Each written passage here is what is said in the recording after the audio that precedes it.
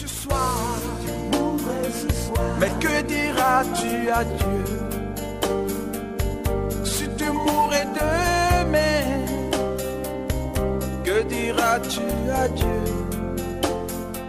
Mais si tu mourrais ce soir, que diras-tu à Dieu si tu mourrais demain? Shalom, peuple de Dieu.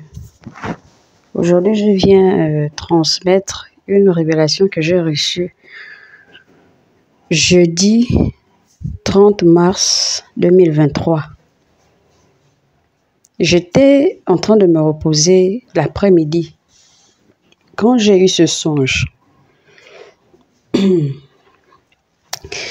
Et dans le songe, il y a une femme très influente, très influente, dont le nom ne m'a pas été communiqué. Mais cette femme, elle était teint noir, c'est-à-dire un marron très foncé, une taille au moins de 1,60 m, autour de 1,65 m. Et elle était pleine. C'était une maman. Très influente. Elle devait avoir pour titre, elle devait être prophétesse ou apôtre, entre les deux. Je n'ai pas bien cerné. Mais en fait, je me reposais l'après-midi et je me retrouve au portail du ciel. Je vois cette femme-là arriver.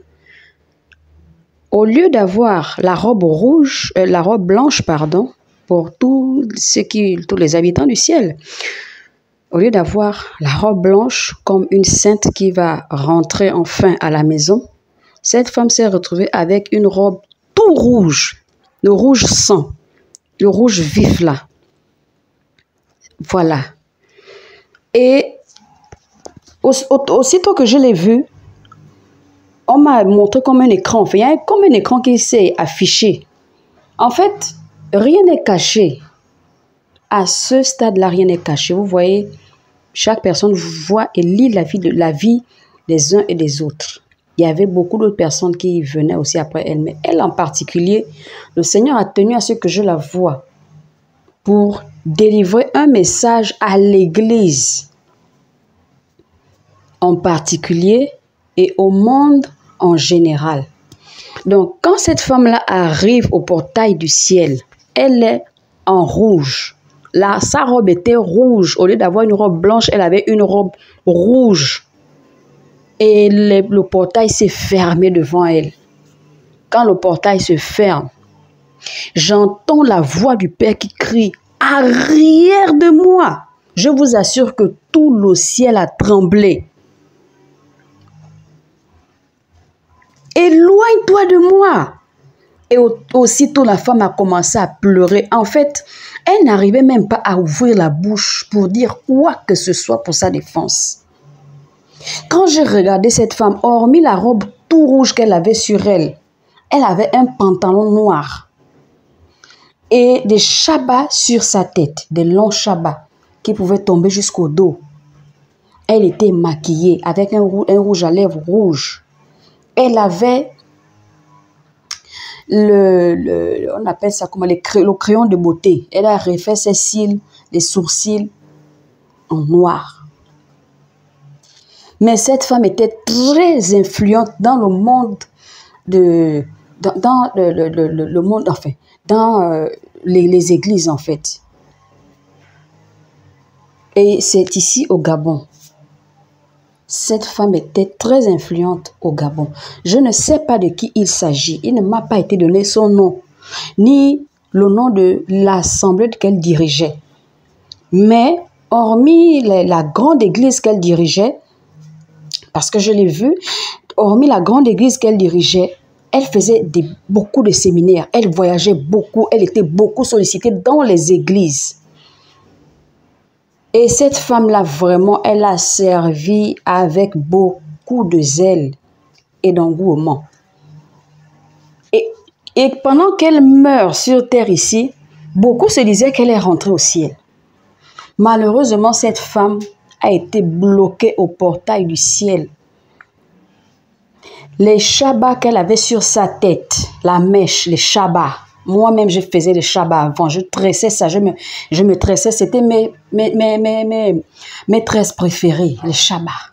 Frères et sœurs, ce n'est pas un conte de fées.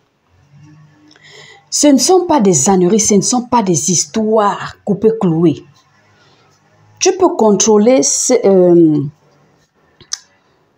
Quand tu es en bonne santé, tu as toutes tes facultés. Tu te réveilles le matin, tu ne sais même pas par quel moyen tu te réveilles. Si tu as des gens sous tes ordres, tu peux les contrôler, tu peux leur donner des ordres. Mais je t'assure que quand ton jour arrive, tu ne peux pas retenir ton souffle. Parce que le souffle là t'a été prêté, le propriétaire, quand ton jour arrive, il le récupère. Et tu ne peux pas non plus t'opposer à lui, parce que c'est lui le maître de toutes choses. Et cette femme a raté le ciel, le portail du ciel s'est fermé devant elle. La femme n'a eu que ses yeux pour pleurer. Et le père, depuis son trône, a crié, arrière de moi, éloigne-toi de moi. Aussitôt, la femme là, elle a été propulsée. Elle a été propulsée par un grand vent qui l'a soulevée avec force. Malgré le poids qu'elle a, elle était légère dans ce vent, je vous assure. C'était une femme forte. Ou alors, si je faut dire une femme où elle était grosse. Pour certains qui vont la reconnaître, sachez que votre leader n'est pas entré au ciel. Et il y a un ange, j'étais en train de paniquer. J'ai paniqué, j'ai dit, mais mon Dieu. Cette femme qui a servi, pour elle, elle servait le Seigneur en esprit et en vérité. Mais elle n'a pas accepté, malheureusement, de se détacher des choses du monde. Et lorsqu'elle meurt, à cause de ce refus, sa robe a rougi. C'est l'ange qui était à côté de moi. Il y avait un ange qui était à côté de moi quand j'observais ces scènes. L'ange qui était à côté de moi m'explique que le rouge sang, la robe rouge sang qu'elle portait, symbolisait la colère de Dieu. La colère, pourquoi? Parce que cette femme a refusé que le sang de Jésus-Christ puisse la sanctifier totalement, corps, âme et esprit. Le fait qu'elle ait refusé de se dépouiller, cette femme-là a refusé de se dépouiller. Donc, elle a rejeté le sang de Jésus-Christ de Nazareth, notre Seigneur. Donc, le rouge sang dont était colorée sa robe symbolisait la colère de Dieu. Ça symbolisait le refus d'avoir, de se laisser sanctifier par le sang de Jésus-Christ de Nazareth. Ça symbolisait aussi le refus d'accepter le Seigneur dans tout son être, en esprit et en vérité. Et cette femme s'est retrouvée en enfer. Quelque chose qu'elle pourrait éviter. Ma sœur, les Shabbats, tu préfères aller en enfer à cause des Shabbats. Tu préfères aller en enfer à cause d'un rouge à lèvres, à cause d'une mèche, à cause d'un pantalon, à cause d'un produit de maquillage. Ma sœur, tu préfères aller en enfer à cause d'un faux cheveu, à cause d'un tissage, à cause d'une perruque, à cause d'une postiche ou un rajout? Réfléchis d'abord. Est-ce que c'est vraiment utile, important que tu puisses... En fait, ces choses-là, entre ces choses et ton âme, quel est le plus important? Et à part cette femme-là qui a raté le ciel, dont les portes se sont fermées devant elle, j'ai vu encore dans la file beaucoup d'autres âmes qui venaient, qui étaient aussi vêtues de rouge. C'était toujours la colère de Dieu qui était en action. Ça symbolisait toujours la colère. C'est-à-dire, ce jour du jeudi 30 mars 2023, l'ange qui était à côté de moi m'expliquait qu'aucune âme n'est rentrée au ciel. Parmi tous les morts, toutes ces personnes-là qui sont mortes, L'ange m'expliquait qu'aucune âme n'est rentrée au ciel. Frères et sœurs, les femmes, ce sont ces produits de make-up là. C'est ce qui disqualifie les femmes du ciel. Il est vrai que lorsque tu te dépouilles, là je m'adresse maintenant à celles qui ont abandonné ces choses. Maintenant aussi, il faut laver vos cœurs.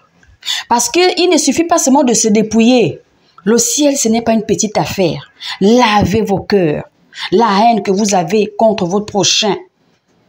La rancune. La colère. Pour quelle raison? La raison est-elle vraiment valable? Même si la raison est valable, le Seigneur nous recommande de nous aimer, de nous accepter les uns les autres, de nous supporter les uns les autres. On n'a pas le droit d'aller à l'encontre de ce que le Seigneur nous dit. Enlever les parures ne suffit pas. Mais là, maintenant, je m'adresse à celles qui résistent encore. Oui, enlever les parures ne suffit pas. Mais commencez déjà, commencez. Le temps ne nous appartient pas, mes sœurs. Le temps ne nous appartient pas. Tout peut s'arrêter pour toi à l'instant, mais où est-ce que tu iras? Est-ce que tu as eu le temps nécessaire? Est-ce que tu as eu le temps nécessaire de t'apprêter pour quitter ce monde en bonne et due forme, sain et sauf? Nous sommes en mission sur la terre, rappelez-vous toujours. Nous sommes venus en mission, on doit partir, on doit aller rendre des comptes. Les comptes qu'on doit rendre ne doivent pas être négatifs. Ça doit être positif pour que nous puissions avoir l'accès, que nous puissions retourner d'où nous venons. Parce que nous venons du ciel, nous sommes venus en mission, on doit retourner au ciel, à rentrer à la maison. C'est comme un enfant que tu envoies le matin, tu l'envoies faire des courses, l'enfant là ne va pas aller rester là où il part. Il va forcément rentrer à la maison, te faire le compte rendu de ce que tu lui as envoyé faire. Ah mes sœurs, c'était terrible. J'ai paniqué sur place, j'ai dit mais Seigneur, cette femme qui t'a servi avec dévouement, oui, à cause des parures, elle est restée, elle n'est pas rentrée. Mais nous les dépouillés, nous, quel est notre sort? Souvenez-vous que dans 1 Pierre 4, 18, si j'ai bonne référence, il est écrit que si le juste est sauvé avec peine, qu'adviendra-t-il de l'impie et du pécheur? Le juste se sauve avec peine. Ne pensez pas que dès que tu mets pied à l'église, toi qui es déjà dans l'église, tu fais des prières, des prières de combat, vraiment qui montent du matin au soir, vraiment te vois toujours zélé dans la prière, dans l'œuvre de Dieu. Ne pense pas que le ciel t'est acquis. Attention, ne nous glorifions pas encore tant qu'on n'est pas encore rentré. Attention, vraiment attention. Cette expérience-là m'a encore réveillée, je vous assure.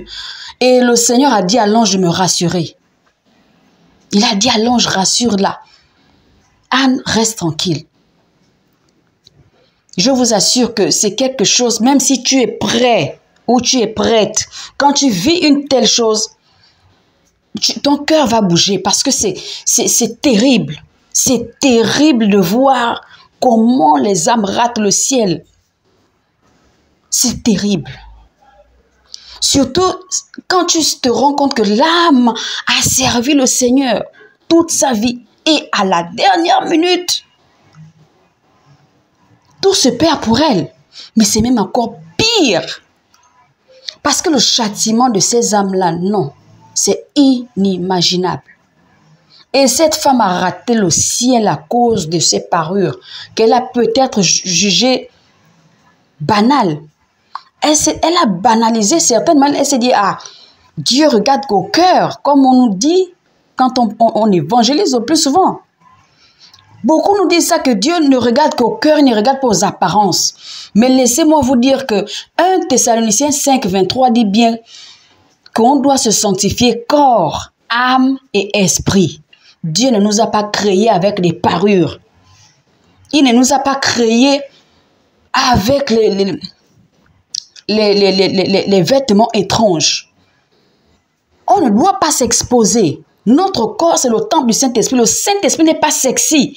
Pour dire que je vais mettre une mini-jupe, une mini-robe, les habits moulants, je vais mettre un pantalon, je vais mettre des talons. Le Saint-Esprit n'a pas de sabots. Les talons, ce sont des sabots des démons. Le Saint-Esprit n'est pas un esprit de séduction, s'il vous plaît. Arrangeons nos vies. Arrangeons nos vies. Les cris de cette femme ont transpercé mon âme. J'ai crié, Seigneur. Il faut vivre ces choses-là pour être vraiment conscient que l'heure est grave, l'heure est extrêmement grave. L'heure est extrêmement grave. Le temps ne nous appartient pas. Rachetons les jours. Rachetons le temps. Rachetons. Aujourd'hui, les gens meurent vraiment comme si c'était des insectes qu'on pulvérisait. Vous-même voyez. Des gens meurent en masse. Tu entends ici, la personne que tu as vue hier est morte. Tu entends ici, l'autre là-bas. C'est vraiment catastrophique de tous les âges. Ah, frères et sœurs, où vont ces personnes? Ce que l'ange m'a dit ce jeudi 30 mars 2023 m'a choqué. Un jour ici sur la terre équivaut à 24 heures. Donc, toutes les 24 heures là. Dans les 24 heures, il y a des minutes. Il y a des secondes, il y a des tierces. Donc, à chaque tierce que les gens mouraient ce jour-là, ces âmes-là n'entraient pas au ciel. Mais c'est terrible. Combien d'âmes, combien de personnes sont mortes ce jeudi? Ah, frères et sœurs, réveillons-nous. Tu peux rejeter ce message, mais le Seigneur t'attend. Et lorsque tu vas paraître devant lui, quel sera ton état d'âme? Que le Seigneur vous bénisse. Chacun répondra devant le Seigneur. Moi, je fais ma part en transmettant ce que j'ai vu, ce que j'ai vécu. On ne m'a pas dit, j'ai vu de mes propres yeux. Je n'étais pas préparée à ça, mais c'est encore arrivé comme ça. Si ça ne te réveille pas, vraiment, implore la miséricorde de Dieu. Fléchis les genoux, parce que le Seigneur a vraiment quelque chose de très important à faire avec toi. Toi qui écoutes ce message. Je tiens à préciser encore un détail très important, c'est que cette femme-là s'est retrouvée bloquée à la porte du ciel à cause du fait qu'elle dirigeait non pas une assemblée, mais des assemblées. Elle avait une assemblée dans laquelle elle exerçait, mais elle dirigeait aussi d'autres assemblées, prenait le dessus sur les assemblées dans lesquelles elle était invitée, les assemblées dans lesquelles elle faisait ses séminaires, les assemblées dans lesquelles elle partait, même quand elle voyageait à l'étranger, elle était invitée, sollicitée, elle avait le dessus dans ces assemblées-là, parce qu'elle avait le titre de, elle avait soit le titre de apôtre ou prophétesse. Je n'ai plus fait attention à ce détail parce que vraiment j'étais bouleversée par ce que je voyais. Mais ce que j'ai retenu, c'est qu'elle était responsable de son assemblée et elle avait aussi le dessus dans d'autres assemblées, alors que la Bible interdit à la femme de prendre le dessus sur l'homme, de diriger des assemblées dans lesquelles se trouvent des hommes. La Bible nous l'interdit. La Bible dit à la femme qu'elle doit écouter silencieusement. Donc voilà un détail aussi important, hormis le fait qu'elle avait le pantalon noir. Ce pantalon-là, elle avait des parures, le make-up. Ce sont toutes ces choses-là qui l'ont disqualifiée, qui ont fait en sorte que sa robe, au lieu que la robe se retrouve tachée, mais elle était complètement rouge parce qu'elle exprimait la colère de Dieu à cause du refus de se repentir des parures, de se repentir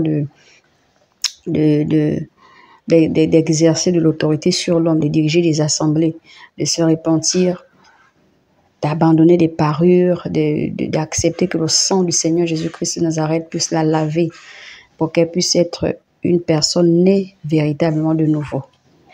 Donc c'est ce que je voulais vraiment préciser parce que ce n'est pas qu'un détail, mais c'est un détail très important. Si tu mourrais ce soir, mais que diras-tu à Dieu?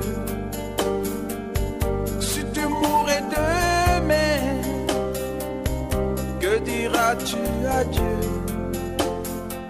Mais si tu mourrais ce soir, que diras-tu à Dieu? Si tu mourrais de